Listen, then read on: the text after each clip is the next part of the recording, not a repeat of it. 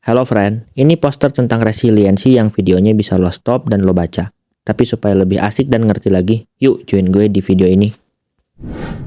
Lo tahu nggak sih, apa yang sebenarnya bisa bikin seseorang keluar dari masa sulitnya? Atau kayak kemarin deh Timnas Indonesia, yang sebelumnya udah seri tuh, terus bisa balik jadi menang lagi. Dan gue yakin, lo semua pasti jawab itu semua karena mental. Dan itu benar. Tapi supaya lebih jelas, yuk kita kenalan sama yang namanya resiliensi. Menurut Dunn, Uswet, dan Elliot 2009, resiliensi itu berbagai kemampuan untuk beradaptasi secara membangun dan positif terhadap resiko atau peristiwa negatif yang monumental. Sedangkan menurut Reifich dan Shed, resiliensi itu kapasitas untuk merespon secara sehat dan produktif ketika menghadapi kesulitan atau trauma.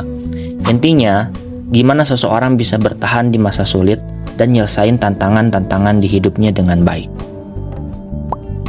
Sekarang, hal apa aja sih yang bakal ngebentuk resiliensi kita?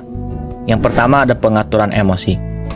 Pastinya perlu ya, gimana lo bisa bertahan ngadepin masalah lo kalau gak bisa kontrol emosi? Yang kedua, kontrol terhadap impuls. Contohnya tuh kayak misalkan lo nahan diri buat gak main game berlebihan, yaitu kontrol terhadap impuls. Yang ketiga, optimisme. Pastinya, dengan adanya optimisme, lo bisa bertahan lebih lama lagi ngadepin masalah atau tantangan di hidup lo. Yang keempat, kemampuan analisa masalah. Lo pasti kebayangkan kenapa skill ini diperluin untuk ngadepin permasalahan. Dan yang kelima ada empati. Nah, kenapa empati masuk?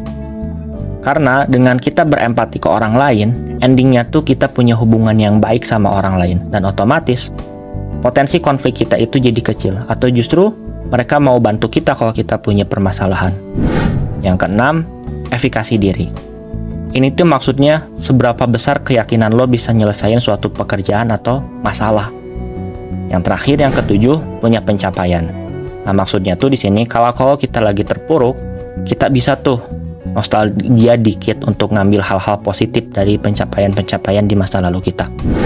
Nah, ini ada tips and trick nih dari American Psychology Association untuk gimana caranya ningkatin resiliensi kita. Yang pastinya ini udah gue rangkum. Yang pertama, bangun hubungan atau relationship. Punya relationship yang dibangun dengan penuh rasa empati dan saling memahami, itu bisa jadi pengingat buat lo kalau lo nggak sendirian di dunia ini waktu lo lagi ngadapin masalah. Utamanya dari lingkungan keluarga dan lingkungan pertemanan. Dan fokus cari orang yang peduli sama lo dan mau ngedengerin apa yang lagi lo rasain. Yang kedua, jagalah kesehatan.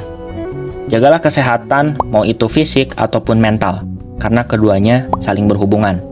Lo bisa mulai pola hidup yang sehat, olahraga yang teratur, jaga makanan, no drugs, no alkohol.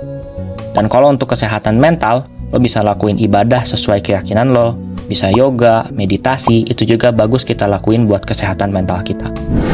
Yang ketiga, cari goals yang ingin lo capai. Cari dan mulai ngembangin cara untuk mencapai tujuan lo. Misalkan bikin langkah-langkah kecil yang bisa lo lakuin secara rutin. Itu lebih baik daripada lo langsung ngelakuin langkah besar yang lo sendiri pun ragu ini bisa lo lakuin atau enggak. Jadi gini friend, penelitian tentang resiliensi ini udah banyak banget. Tapi sekarang gue mau kasih 3 aja contohnya. Yang pertama, ada atlet silat yang cedera dan bisa pulih lagi.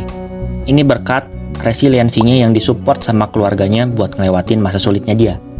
Jadi semangat untuk sembuhnya itu dia tinggi. Dia nggak gampang putus asa.